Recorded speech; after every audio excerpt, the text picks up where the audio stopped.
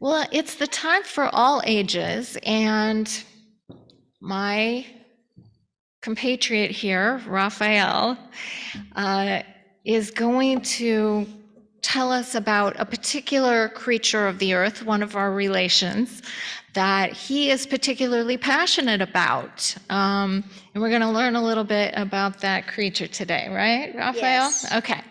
All right. So, what do you want to tell us about this creature?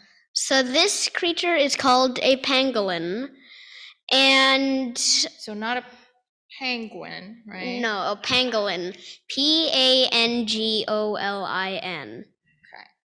Huh? And as you can see on the slide, it has these scales on it. Those are made out of keratin. And what's keratin? Keratin is the material in our fingernails and hair. And so what's special about the pangolin? Why do you love it so much? Well, I've always had particular interest in animals that were quite rare and unique and special. Okay. And they've just had a place in my heart. And as you know, I've had many conversations with you to be a Halloween. That's right. That's right. I remember you asked me 3 years in a row if you could be a pangolin for Halloween, right? Yes. And the first 2 times I said, well, we'll see. And then the third year, what happened? In the third year, we basically handcrafted our own pangolin costume out of like onesies and paper plates and glue, and there was a lot of hot glue involved. I will say that. That was probably one of your best costumes ever. I think that was my best costume ever. I think so. And can you tell them how you tried to teach people about the pangolin that year, that Halloween? So, instead of just doing the usual Halloween schmeal with going around and collecting candies, I had flyers for a website that would protect. I think it was a website that would protect the pangolins. It was the Save Pangolin organization. Yeah, Save Pangolins. And every time I knocked on a door and trick or treated, I would hand out a flyer, and some people would say, because I was in a kid neighborhood next to a school, so a lot of people went to the same school, so they knew what a pangolin was because I was there.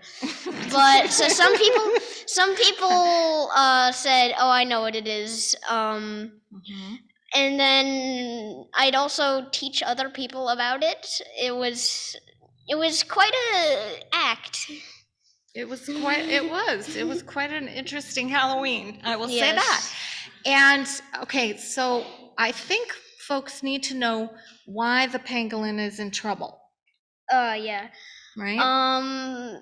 So this is the sad part. People hunt it and try to get its scales, and also some people like to eat it, but people will hunt it for its scales because they think that it has a special medicine in its scales, and that's not true because, well, first of all, if it did, we would already have it. It's keratin. Yeah. And second of all, nobody has any proof that it actually does. So the pangolin is being hunted and trafficked, which means it's being traded, right? Traded illegally for its scales and for its meat. In fact, I read that it's the most trafficked animal in the world, right? Yeah, that probably is true. There are 4 species. There are 8 species. 4 in Asia, 4 in Africa, and as you know, it's extremely rare, and it's very special because when predators attack, you might know that keratin is very hard to penetrate. So when predators attack it, it just rolls up into a ball. That's why I call him Roller. And it just stays there until the predator goes away. And since the keratin scales have like jagged edges, so if a predator tries to swat it back, like unravel it, then it will just get it it will get hit by the sharp scales, and that'll just compel it even more to just walk away. And they just eat ants. They're quite peaceful, and that's all you need to know. It's pretty wonderful.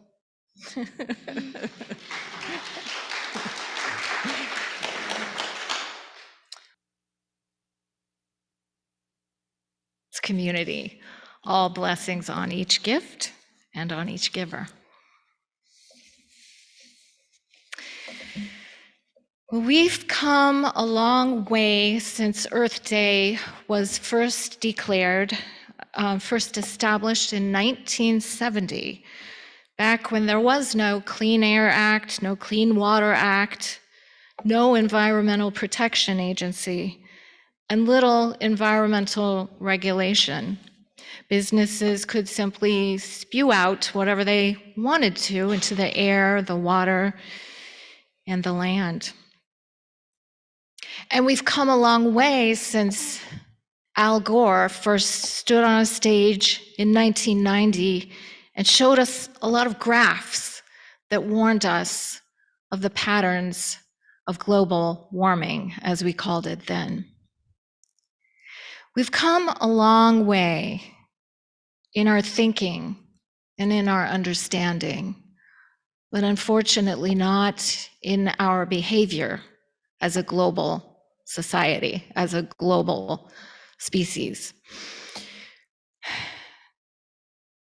And I could stand here today and I could tell you about all the things that are wrong with our Earth, all the things that have happened to poison the Earth for its creatures, how more creatures are being sacrificed now than at any other time since the extinction period during the dinosaurs, when the asteroid hit the Earth and destroyed many, many species. I could sit here and I could tell you about that. But I think you already know those things. I think we all are aware of those things. We know them in our minds. We know all the things that are wrong, and we know all the ways that we need to change. But how do we get to the action place? How do we get to the place where we unite to stop the destruction of animals, of plants, of the earth, of the land, of the water, of the air? I could sit here and I could tell you all the things that should bring up despair in our hearts. But I'm going to go today with the advice of our Universalist ancestor, Hosea Ballou, who said, "Give them not hell, but hope and courage." And so today is an opportunity to celebrate beautiful creatures like the pangolin, and to connect more deeply to the beautiful web of life, the beautiful web of existence that we are embedded in. And so that's what I want to do today. Now, climate activists of all kinds have begun to understand that the climate crisis is a spiritual crisis, an emergency of the heart, if you will, much more than a lack of understanding. It's a spiritual crisis. It's a lack of connection.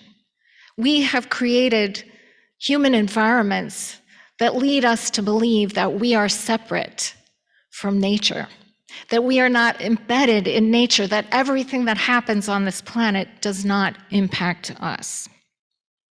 And so, at this point in our history as a species and as a planet, Earth activists, climate justice warriors of all kinds, all ages and all religious backgrounds, all orientations, have begun to understand that in order to save the Earth, in order to take action that will matter, we must do two things.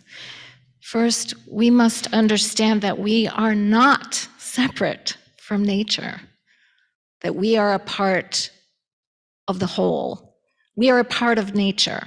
We are a part of this earth. This is our home, and everything that happens on it happens to us. As one of my favorite writers, Robin Wall Kimmerer, says, all flourishing is mutual. All flourishing is mutual. Or as we like to say, as we share in our seventh principle, the interdependent web of existence of which we are a part encompasses all life on planet Earth. So that is the first thing we must do. We must come to understand that we are not separate beings. We are not walled off from nature as we believe we are. And the second thing we must do is we must come to love this earth passionately and cultivate a relationship with the creatures and the beings and the wild places that make up our planet. You know, we've been talking lately in our services, in our congregation, about the Article 2 Commission and how the 7 principles are being revisited and may be updated at some point in the future. And this morning, as I was getting ready for the service today, I thought about how we've been having a conversation about the word love. How love is what Unitarian Universalists say is at the center of their religious feeling, the center of their faith, the center of their values. And yet, in the 7 principles, we hardly mention the word love. And today it just popped into my mind, well, what if the 7th principle said, not just that we uphold and affirm respect for the interdependent web of existence, but what if we uphold and affirm respect and love for the interdependent web of existence? How would that change us? How would that change our expression of Unitarian Universalism? How would that change our work on behalf of Mother Earth? Now, the truth is that for us, the Earth is a giant object that's almost too abstract to really grasp with our minds and our hearts. It's like asking a fish whether it loves the water, right? A fish may not even realize that it's in the water. The earth is so big and so abstract that it's very, very hard to connect to this global concept, if you will, of Mother Earth. And so we know that love is based on relationship and intimacy and reciprocity. And so if we truly seek to love the earth, we need to find a part of it that we can have an intimate, reciprocal relationship with.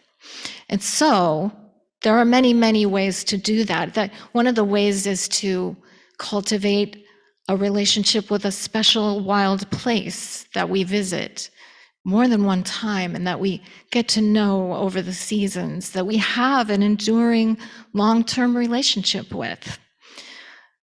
And another way is to connect to a particular creature like the pangolin, a creature that speaks to us in some way, a creature that perhaps is vulnerable and endangered, or a creature that we have met and communed with in some way.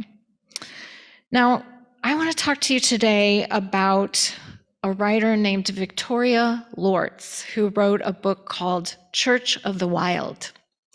Lortz is a Christian minister who has taken her ministry out into the world, out into the wilderness, if you will. And she's also co-founded an organization called the Seminary of the Wild. And in her book, Church of the Wild, she emphasizes that she's never been a particularly avid backpacker or wilderness guide or cave dweller, and that you need not be either in order to cultivate relationship with the earth, in order to, as she calls it, rewild yourself. You see, she believes, and many climate activists believe, that we have lost that connection. We have lost that wild sense of being a part of nature. And so Victoria Lortz's verb for reestablishing that is to rewild ourselves. Now, I won't get into too much of her theology and her reasons that she gives for believing that this is the true expression of Christianity. But I will share just a few little, I think, important parts of her thinking with you. First, she shares that in the Gospel of John, the beginning of that gospel, many of us have heard this phrase, in the beginning, the Word was with God, right? And she says that when it was translated from various languages and into Latin, that word was translated as logos rather than sermo. Now, sermo means conversation.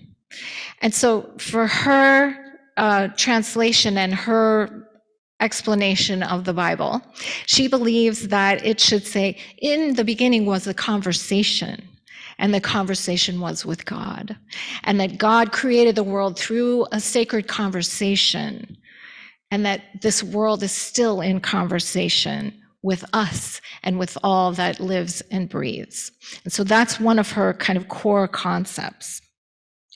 Her second main point is that in the Bible, we see many, many characters and groups of people being sent into the wilderness when they need to gather wisdom or learn something more or deepen a relationship to creation. So this is a practice that is made an example of in the Bible, and that Christians and others can emulate, that we can go into the wilderness, not as a punishment, not as being sent into a horrible place where we're going to suffer, but going into the wilderness to have that conversation with all that lives and breathes, to develop that relationship, that reciprocity, and that intimacy with the natural world. Now, her practice for rewilding ourselves, her main practice that she advises, is called Terra Divina.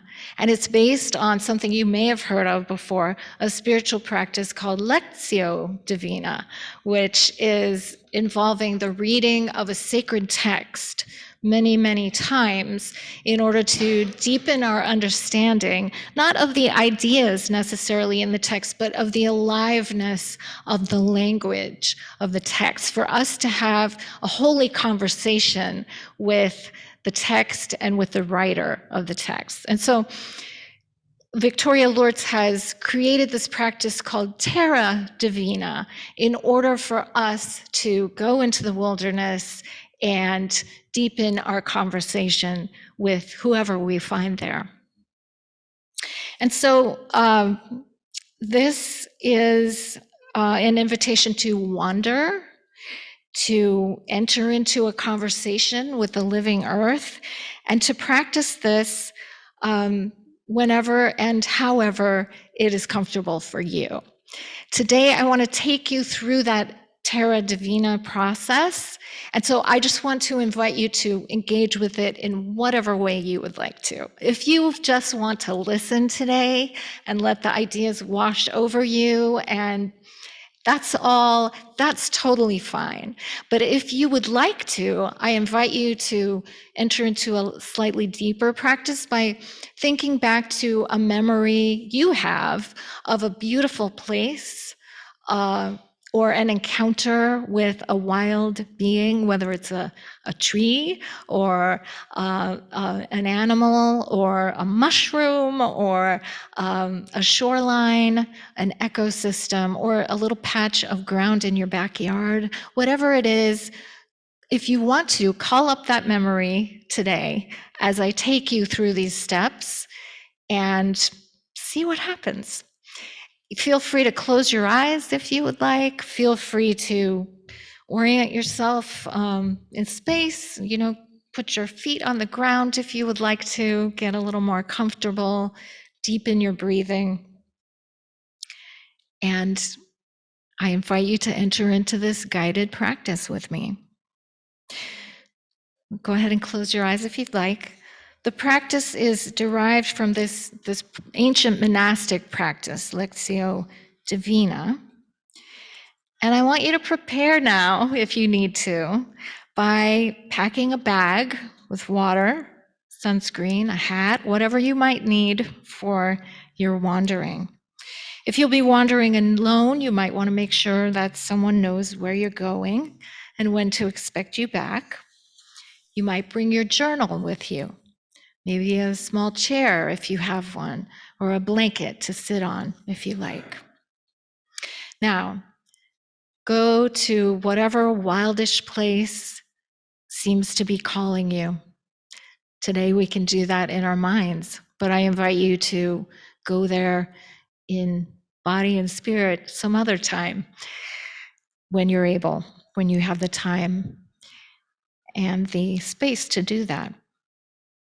Is this place someplace new, or is it an old, familiar, beautiful place? Is it someplace that's been beckoning to you for a long time? You will know. So trust the idea that comes hopping into your mind. Now, when you get there, begin to wander, whatever that means for you. Allow yourself to sense when it's time to cross a threshold, which could be moving off the trail, or it could be going under a branch of a tree, or it could be passing over a certain stone. A threshold is an intentional way to pass into a more present, more receptive mindset, and a slower, more attentive way of moving and noticing. Now, before you cross that threshold, you can hold your hands to your heart, or you can bow with reverence. You can close your eyes. You can pray if it feels comfortable to you. Vow to surrender your regular ways of rushing about. Send out a blessing to the others who are here, all our relations. Let them know that you come in peace. Now, in Lectio Divina, the scripture passage is read 3 times, and then a time of silence is offered between each stage. And for Terra Divina, each of these stages offer a parallel invitation to enter into the sacred aliveness of the first book of God, which the ancients called nature. So continue to wander. That is the first stage. Wander as if wandering with your body and your senses were like reading a book with your eyes and your mind. You're reading the language of the breeze and the birds and the leaves and the sunlight. This step creates the space for someone or something, or even just a color or a sound to capture your attention. Notice where your attention lingers. Touch. Be aware of the way that your body moves and how the wind touches your cheek and your hair, just as it caresses the leaves on the trees. May every movement be intentional and soft, connecting with the ground as you go. Soften your eyes to look out on all the beauty and the composting death alongside the new growth. Slowly scan the close-up and the far away with appreciation. Tenderly sweep it aside if your inner conversation blocks your ability to listen.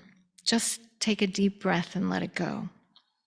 Listen to the voices and the songs near you, in the trees and in the plants and in the water. The voices of the birds, the gnats singing in your ears. Listen to these sounds close and far away. Just listen and take deep breaths. And what smells are capturing your attention? Does the air here have a taste?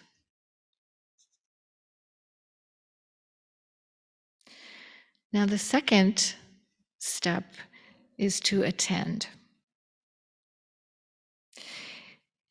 It's where you wonder why you might have been drawn to this place.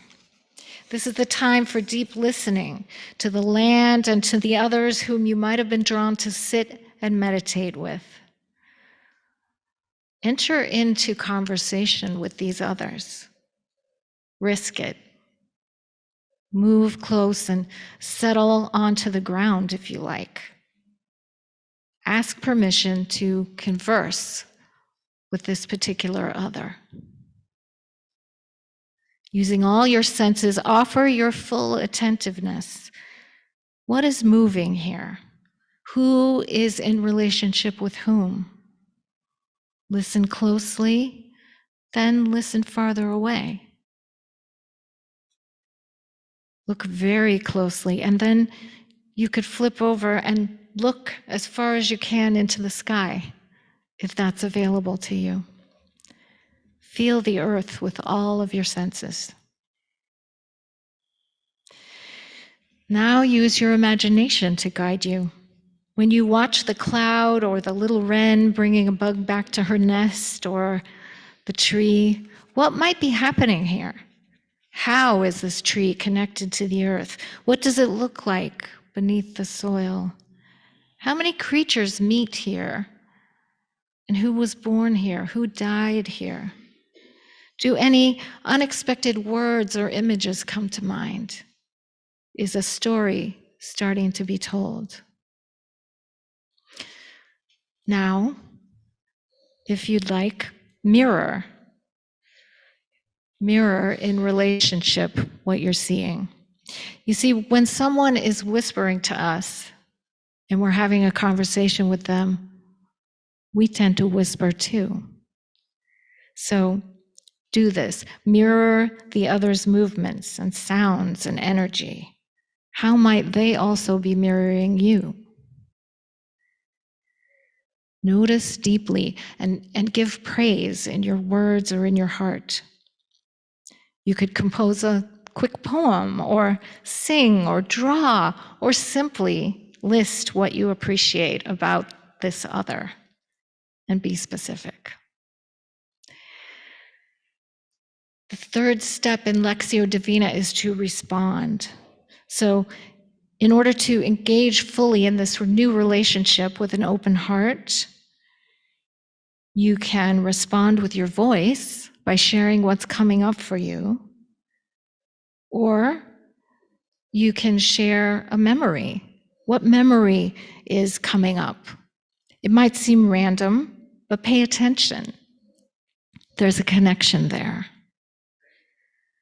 Finally, what's your body feeling right now? Is there a longing to laugh or to curl up in a ball and cry? How can you express these feelings? What emotions are located here in your body? Be curious and allow all emotions to arise. The final step is to let it all go. Release with a huge breath. Put down your journal, shake off your emotions, move into the sunshine. Feel the pure gratitude of being alive, of being held, of having connection. Allow this receptive and contemplative connection to fill you as you sit for at least 5 minutes, maybe more, allowing the peace to enter.